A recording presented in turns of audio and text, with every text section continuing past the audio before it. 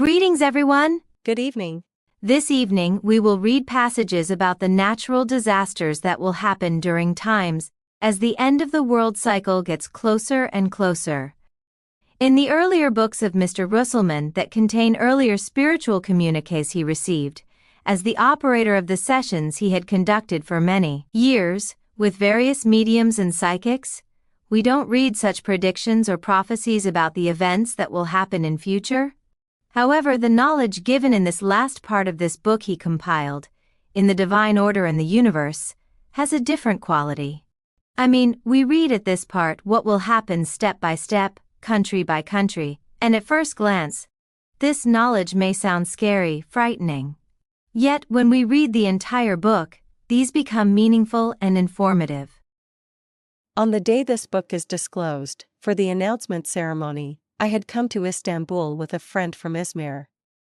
We were so excited that, until we board the plane next morning, we even couldn't dare to open the book to take a look.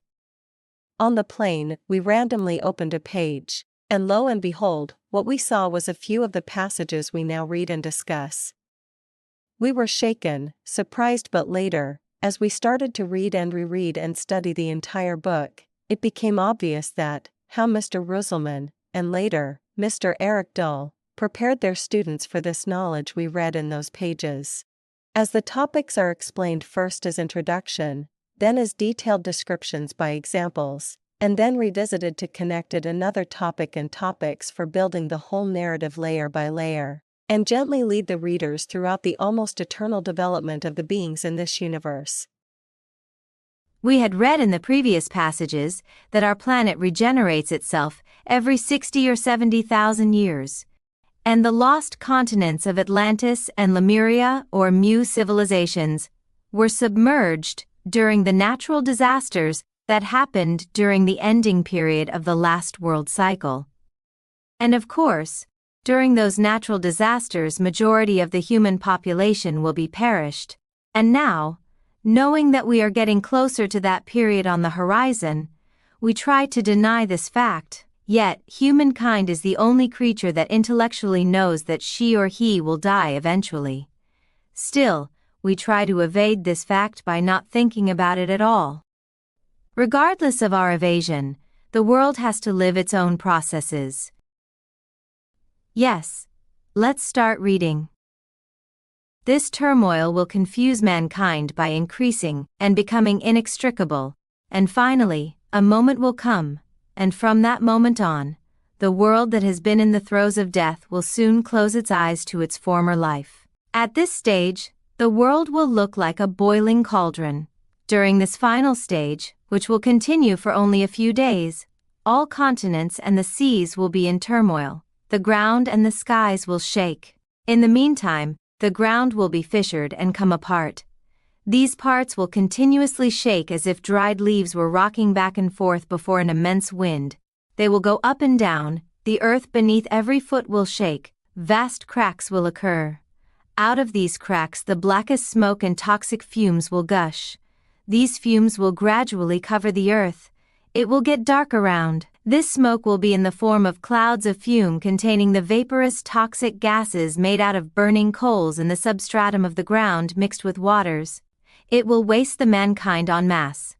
In some places, the width of these crevices, which are at enormous lengths, will reach to 30 or 40 kilometers, and large pieces of land, together with their cities which mostly have already been destroyed, and large mountains will begin to topple down into these wide-open pits of fire.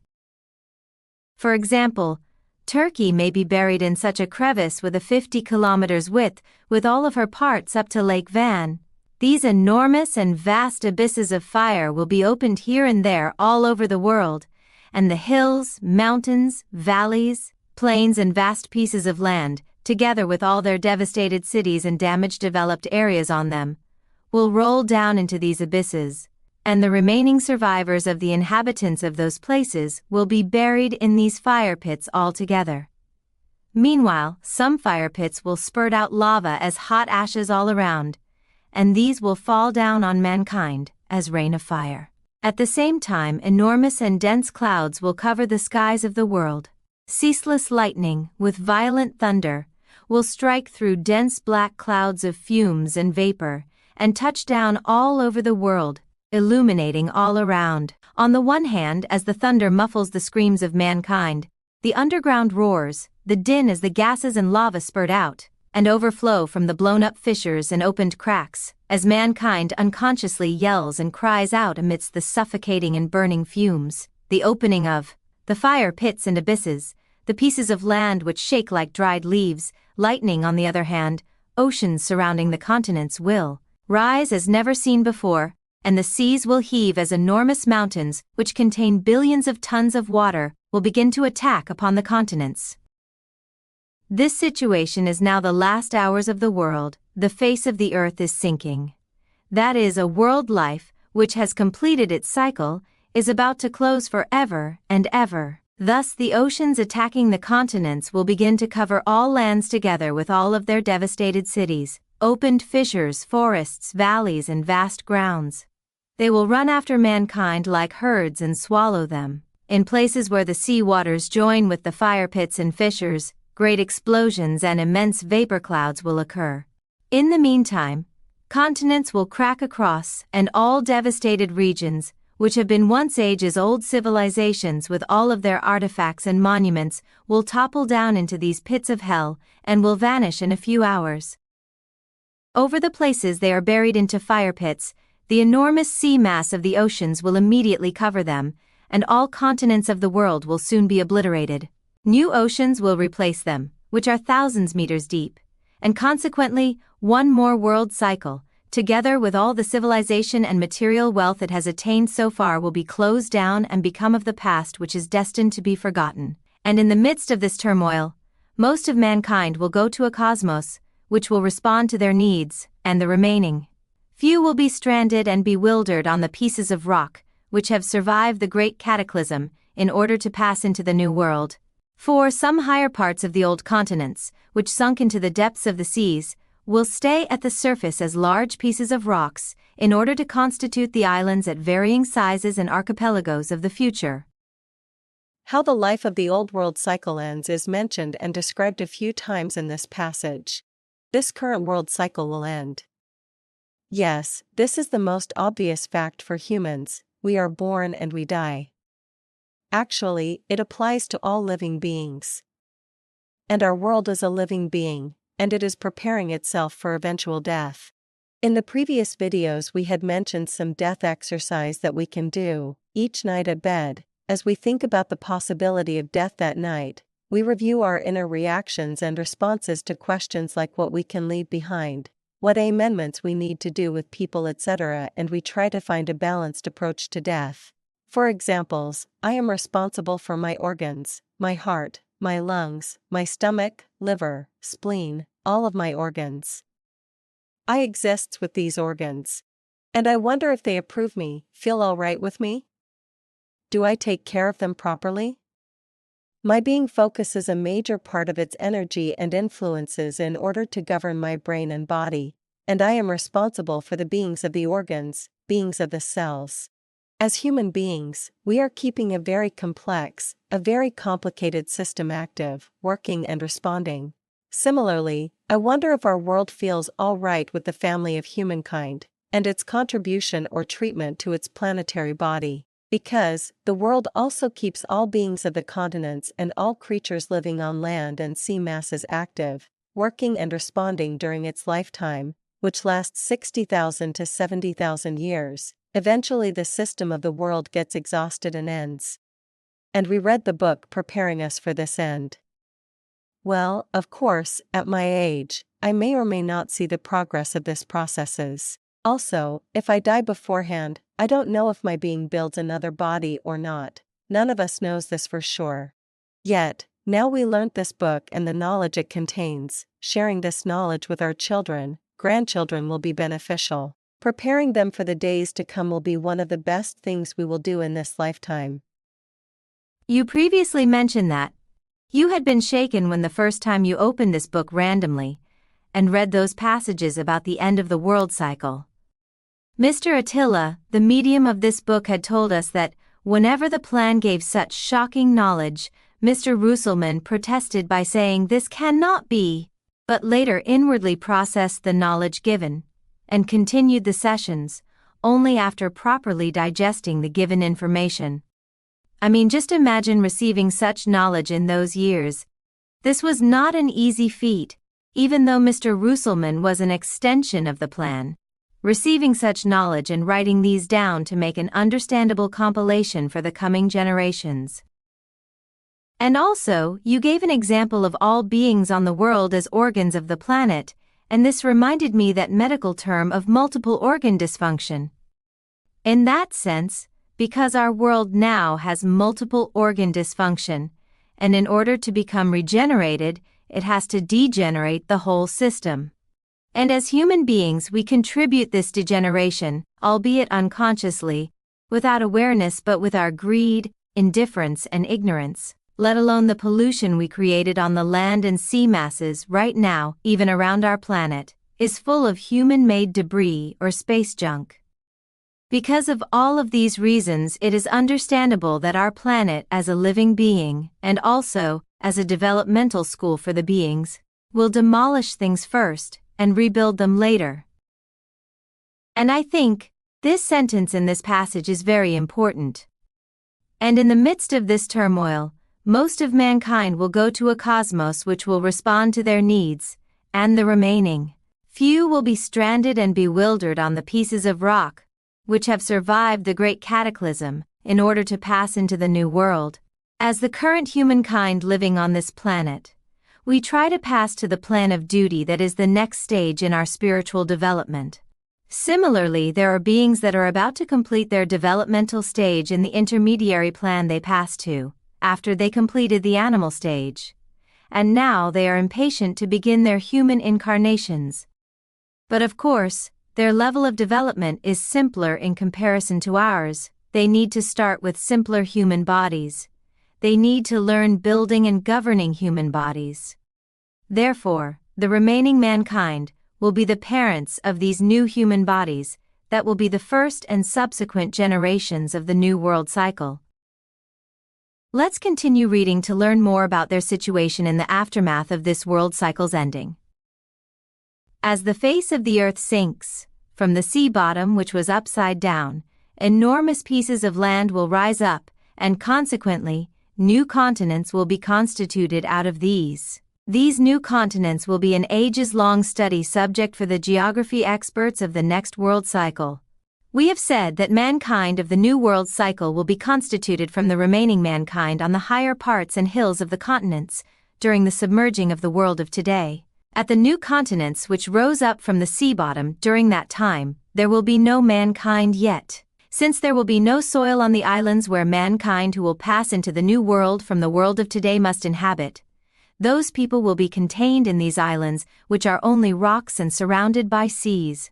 Consequently, after all of these events which happen and finish in a few days, the calm will return, and the general equilibrium which has been disrupting for years in the world, after going through this final crisis of a few days, will be restored as according to the new world conditions. Everything will be done and over with, and the sun will rise from the horizons of the new world with the same brightness, and begin to go on rejuvenating it. Again, in this passage we read how this reset will occur, and how the new system begins. There are many archaeological sites, discovered and baffled historians and researchers because with each discovery, we are compelled to rewrite the known human history.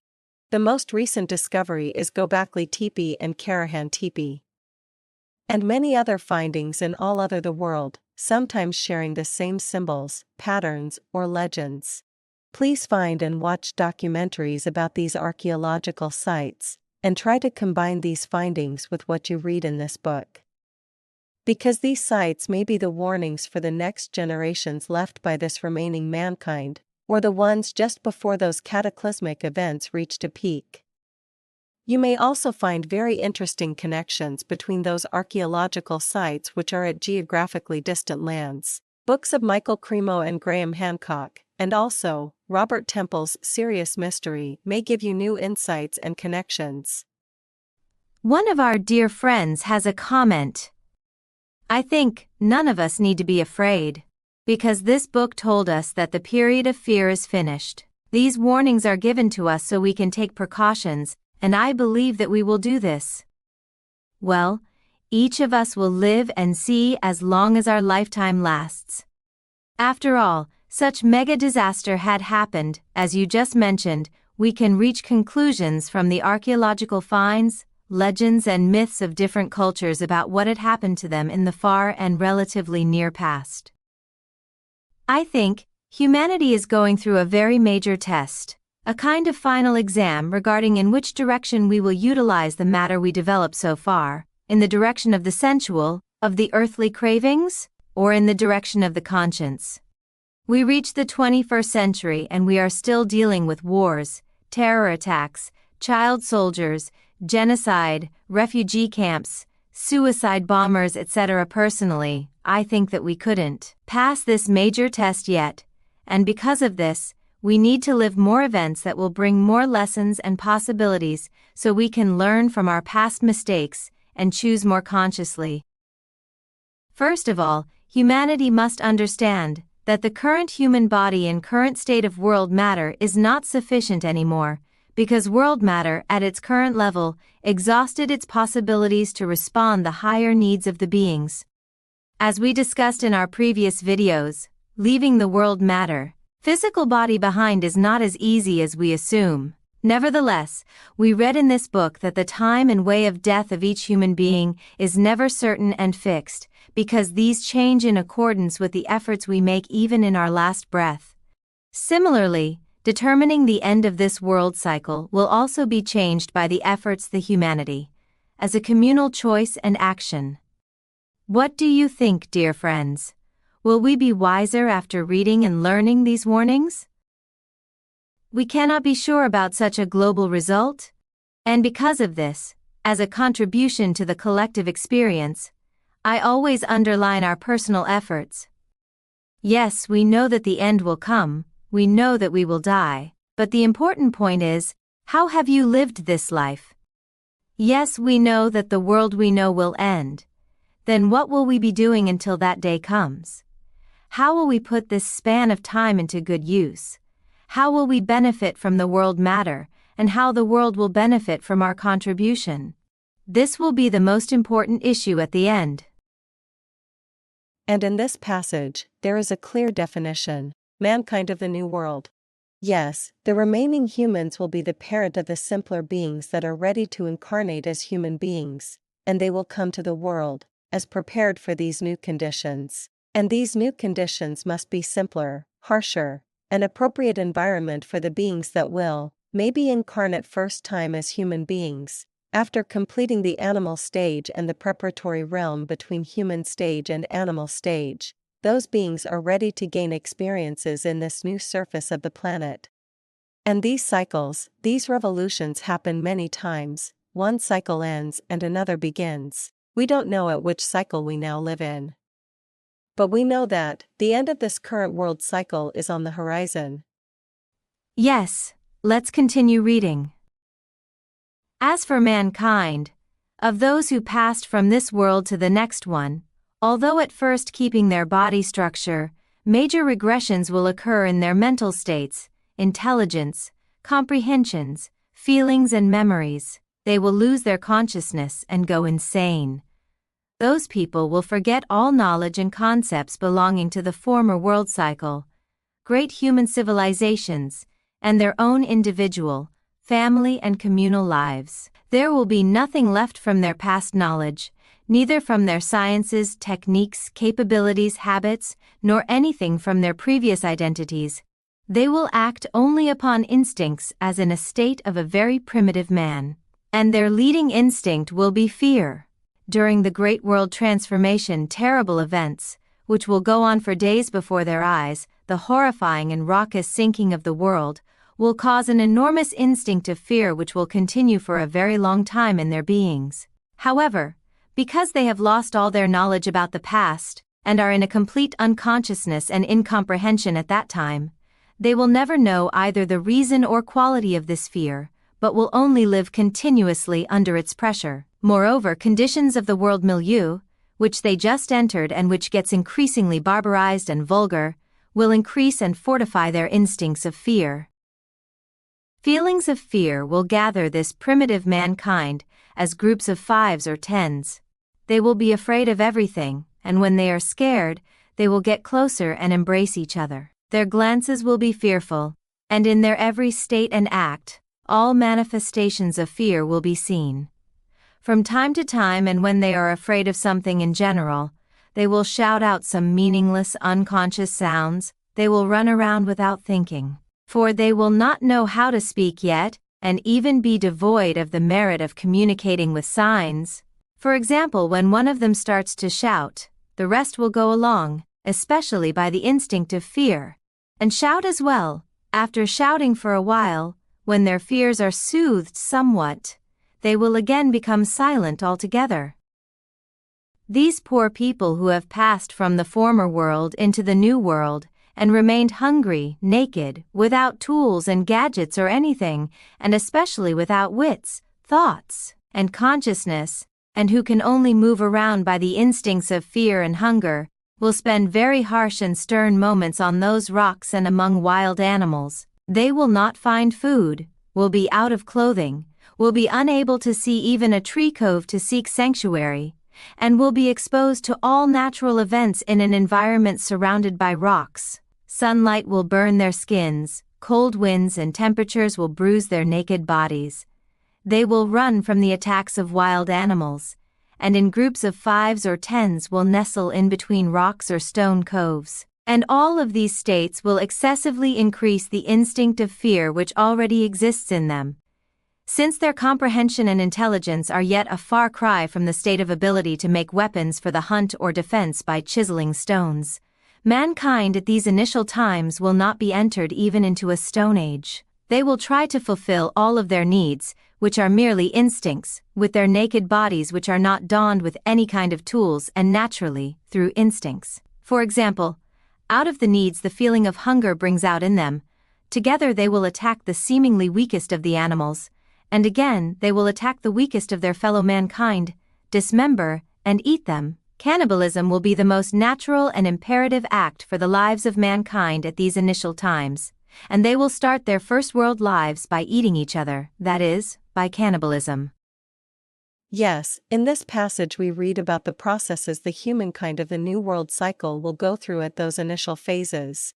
Actually, all of us already lived through such phases. In our own regression therapy sessions or the regression session we have with our clients, there are cases we encounter past life memories from those primitive lifetimes.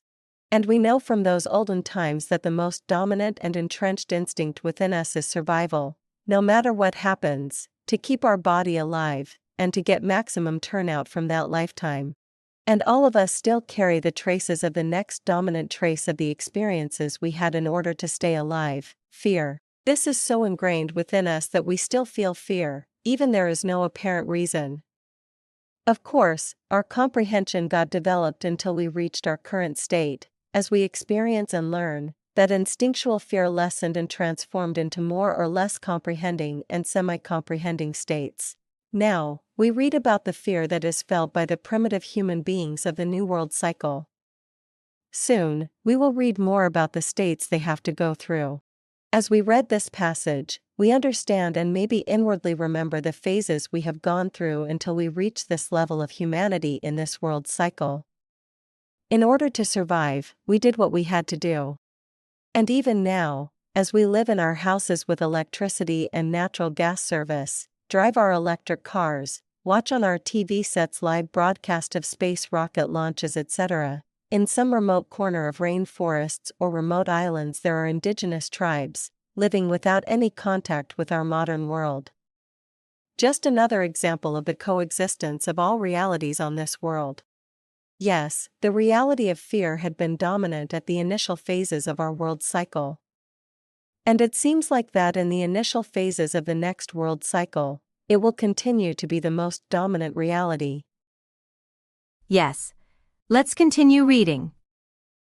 We have said that the New World will be constituted by the islands and archipelagos belonging to some parts of the submerged old continents, which have remained on the surface, as well as by the new large continents which have emerged, rising up from the sea bottom. Likewise, we have mentioned that these islands where the mankind who remained from the past world will be nothing but rocks and have no soil. Therefore, around the first mankind there will not be plant life yet. And the state of the new world which is in this situation will soon become wild. Everything will become simpler, primitive and barbarized. Mountains and hills with rounded peaks, which existed in the old world, will not be seen in the new world. Instead of those, mountains and mountain ranges with pointed peaks, which are like saw teeth, will be formed. Steep valleys will be seen. Everything will become sharpened, poignant and stern. We previously mentioned that it is imperative for the beings to adapt the environment they live in. Because the beings to come into the world will build their bodies out of the matter of the environment they are in, it is natural that those of mankind who have passed into the new world will become coarser as their generations breed and adapt to their coarse environment. Resulting from their adaptation to this coarse environment, their bodies will quickly get coarser. This state of coarsening, which will be seen in the bodies of mankind and the animals which passed from the old world into the new world, will increase by the generations, depending on their needs belonging to their primitive surroundings, and will continue for a long time. For example, as the generations go on, larger-sized animals will appear. They will be wild, and because there is no soil and consequently no plants on the islands, the calm herbivores of the past world will not be seen in those places. As such, as the first generations of mankind who have passed to this new world go on, their body formations will change, and a state of coarsening will begin in those as well. Body structures and shapes of this first generation of mankind, who have to fight, grapple and clash with the harsh and stern nature, wild animals and with each other, will be radically altered in accordance with the new needs raised out of their life struggles. That is, as the generations go on, bodily formations which are suitable to this coarse environment will emerge with all of their characteristics. In contrast with the past world, tall and slim human figures will be no more. On the contrary, the bodies of humans will be low and spreading, their bulk will get large, their muscles will be toned, their chests will widen, their arms will extend, their feet's capability of function will increase, their toes will lengthen because these will work as fingers, their arms and legs will strengthen and the skulls will take shapes accordingly. Since the load of the brain of that day will be obliged to serve more sensual instincts than the intellectual life, it will be free of the mental activities of a civilized man, and there will be no need for a perfect brain and the formation of a skull which serves the protection of this brain. Consequently, the brows will get smaller and retreat backwards with the reducing of the skulls. On the other hand, because of the imperative of eating flesh, only the jaws will develop, teeth will be sharpened and pinpointed and strengthened, mouths will get large, coarse and protruding. For protection against the violent weather elements, hairs on the skin will increase and thicken. This state of coarsening, which will start with the new generations to come after this transition, will continue for 300 years. During this period of time, the new generations which will come into the world as humans will consist of the beings who have completed all developmentary stages belonging to the lives of the stages of animality and subhumans in the other planets of the solar system, and will now have acquired the merit of building human bodies, and are in need of coming to the world as humans. That is, in this period of coarsening, the children of mankind who have passed from the past world will be beings who have just completed the subhuman stages of other planets, and by entering into this world have just stepped into the initial stage of humanity. After all, this wild environment has been prepared for them. One of the duties of mankind who have passed from the past world into this new world is to give birth to these beings that will pass to the humanity for the first time, from these stages of animality and subhumanity, and to parent them. You know, in our current state of development, our brain is incredibly developed. It works very fast and in an encompassing manner because the period of time we currently live in requires this kind of processing ability from us. Hence, our neurons and brain cells are coactive all the time. Consequently, our brain is adapted accordingly. It is useful to be aware of how much our brain got developed so far, starting from those initial phases to its current state. In this passage, we read that the changes of the human body will be in accordance with the harsh nature of the New World Cycle. Of course, human body will have to adapt to the compelling and challenging conditions of the world in the aftermath of those cataclysmic events we read in the previous passages. As you know, we develop our organs by using them. As we use them, they get developed. And in the initial phases of the New World Cycle, human bodies go through some revisions like the need to produce brute force to survive, excessive growth of hairs all over the body as a protection from the ultraviolet rays of the sunlight. And the part about the jaws and teeth interests me because I am a dentist. In our current state of development, we don't eat raw meat, and because of this, these wisdom teeth at the back of our gums had to become dysfunctional in the evolved human body. And for my profession, these teeth are so problematic because in the jaw bones there are no place for these teeth anymore.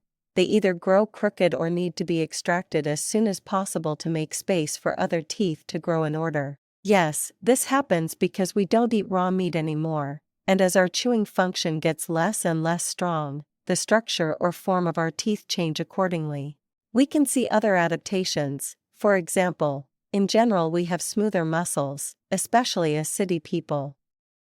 In the rural areas, people are more muscular. Just like these, our bodies adapt to the conditions of the environment they exist in order to ensure survival.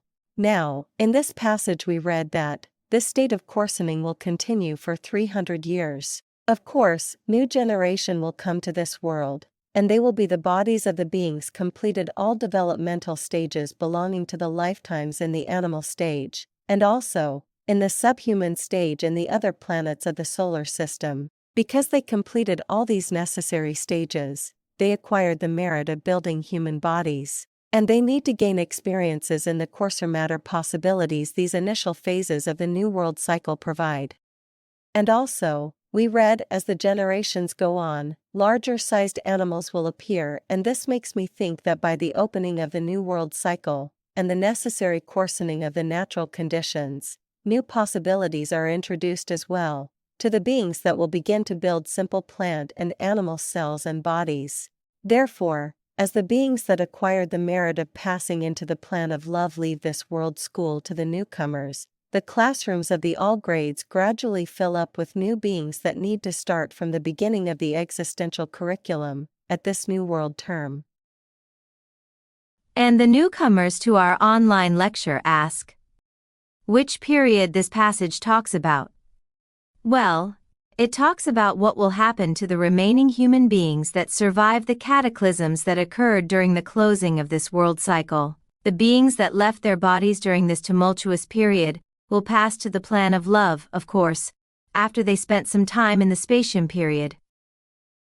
And another question is, when will this world cycle end? Well, let's do some arithmetic. Now, these spiritual communiques were received in 1958 and 1959. Let's say 1960. We read that after 50 years, these changes in natural events will accelerate, then this must be around 2010s.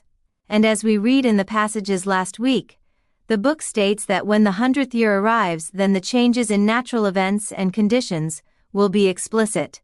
Then, this must be around 2060s. Then, after 2060, the cataclysmic events will begin and finished within a few days.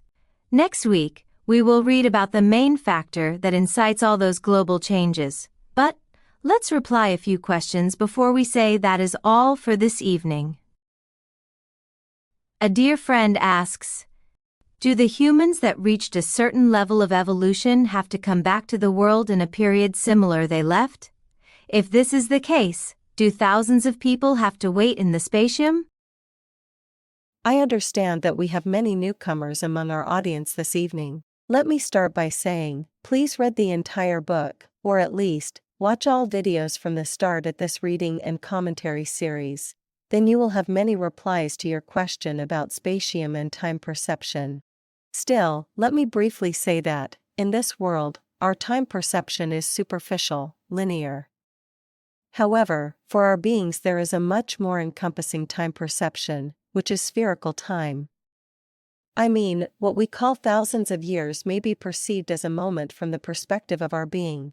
For example, there are communication sessions with the deceased, and even though, let's say, only a few days passed since their death, when asked about their experience so far in the spatium, they may say they have been there for ages. I mean, time comprehension is totally different than our linear time perception. So, it is always better to study such passages and the questions they evoke in our minds, under the light of the previous knowledge given in the earlier passages.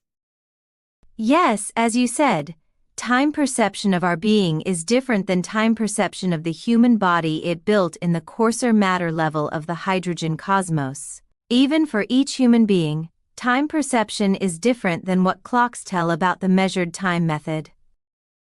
As you mentioned, there are many examples about this different perception of time in the spatium period in the earlier books and works of Mr. Ruhselman. And maybe, our dear friends mistakenly imagine the spatium as a vast, empty hall that the deceased beings wait without doing anything. No, this is not the case. When a human being dies, the main reason for this death is the essence being's withdrawing its focused energy and influence off from this physical body. This once focused energy contains the all impressions and experiences of the being gained via this physical body. And a being has multiple lifetimes in different human bodies, hence, it has previous impressions and experiences from those lifetimes as well. After death of the physical body, when this focused energy is now relatively free, the being has to process these recent impressions and experiences accumulated in the unconscious part of its field of consciousness. For this, its energy becomes isolated, outer influences cease to come. The being's whole focus is now on processing these impressions that make up that human being's emotional and mental imagery, accumulated throughout that lifetime recently ended. And the being makes a great accounting, which lessons of the life plan is completed, and which lessons left incomplete, and these results are also compared with the previously processed essence knowledge of the being that is stored in its subconscious field. And whatever is comprehended as unfinished becomes the lessons to be included in the life plan of next incarnation. Yes, another question. In order to pass to the plan of love, is it necessary to be incarnated during the ending of a world cycle? Are there beings that completed necessary experiences and passed to the plan of love without living during those end times? No, to the first half of the question, and yes, to the second half of the question. Because the spiritual evolution is an ongoing and eternal process. Because of the varying needs and varying degrees of development of infinite number of beings, there is no certain dates and periods for the beings to wait until they finish the developmental stage they are at. Because of these, there are always beings that complete a developmental stage and that are ready to pass into next developmental level. Because of this, there are innumerable beings that already passed to the plan of love, and after completing that semi-subtle realm, that passed into the plan of duty. Again, this is an ongoing process. And because of this, we had the chance and privilege of having met and still meeting many beings with duty that guide us on our path, that convey many knowledge from the higher plans. Their influences, their duties continue on. This book is one of the most precious examples of this ongoing spiritual evolution of beings in this matter universe. Yes, there are many questions and comments in the chat box, but we must stop at some point, eh? Still, let me recap by saying that, yes, there are myriad realities active in this world. Some of us are at the instinctual levels, some of us live deeply in the emotional levels, some of us try to stay rational, etc.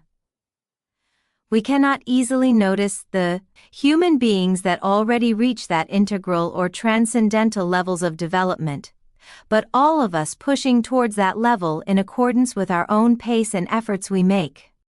At least we are human beings that try their best to make efforts to elevate our realities in that direction. Otherwise we wouldn't be here, with you, working hard to understand the perspective of our spiritual being. We wouldn't be trying to learn more. Because, it was possible to use such knowledge about the ending of this world cycle to scare, agitate, and manipulate people. This is not our purpose. Our purpose is to become awake, aware, conscious, and comprehending about these topics, to be grounded and balances in the face of life events. On the one hand, to become prepared as if we will leave our physical body at the next moment, and on the other hand, to give our current physical body and our current lifetime its due, so we can remain aligned with the life plan are being outlined with the assistance of the beings in duty.